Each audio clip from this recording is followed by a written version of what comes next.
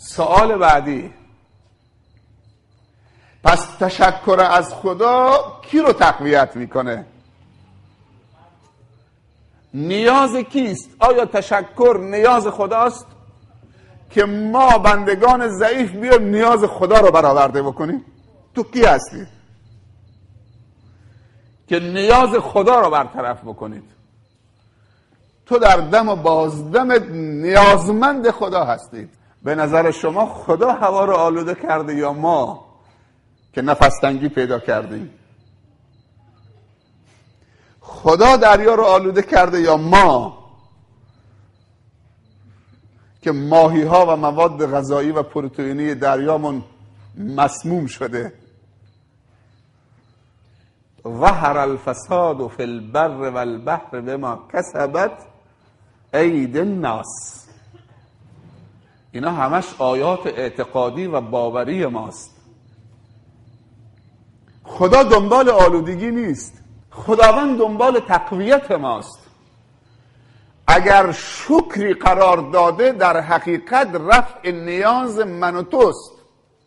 ما با تشکر از خداوند نیاز خودمون رو برآورده میکنیم.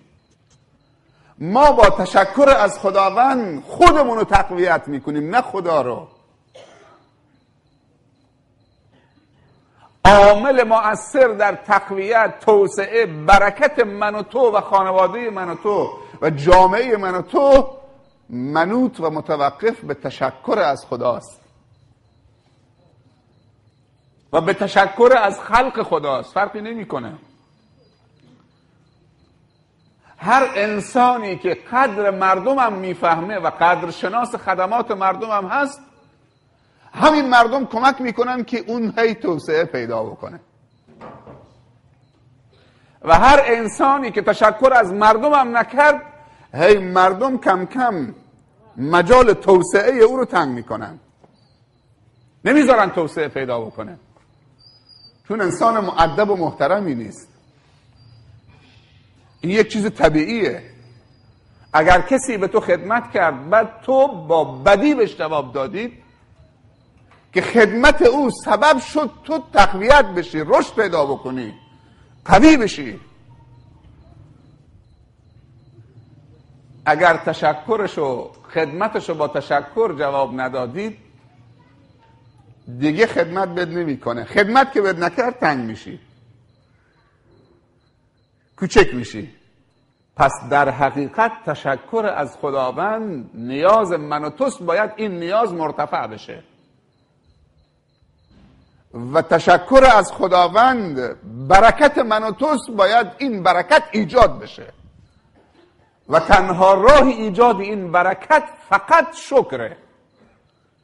و تشکر از خدا عامل توسعه من و توست و توسعه نیاز داریم، پس باید شکر خدا بکنیم. به این آیه توجه بکنید. اعوذ بالله من الشیطان الرجیم. لئن شکرتم لازیدنکم. اگر شکر منو به جا آوردید شما رو توسعه میدم. لازیدنکم، زیاد میکنم، قوی میکنم، حمایت میکنم، توسعه میدم، برکت میدم، آفتو دور میکنم، زمینه رشدتو فراهم میکنم، به جایی برسید که نتونید دیگه تحویل بگیرید. درها رو باز میکنم. لو ان اهل القرى آمنوا واتقوا لفتحنا عليهم برکات من السماء والارض. اگر اهل یک قریه، روستایی، دهی، شهری ایمان و تقوا داشته باشن، ایمان به خدا شکر خداست، تقوای خدا هم شکر خداست، این دوتا خصلت داشته باشن، من درهای، نگفته یک در، درهای برکات آسمان و زمین رو هر دوتا براشون باز میکنم. حالا تعویلش بگیر. پس شکر در حقیقت تقویت من و توست.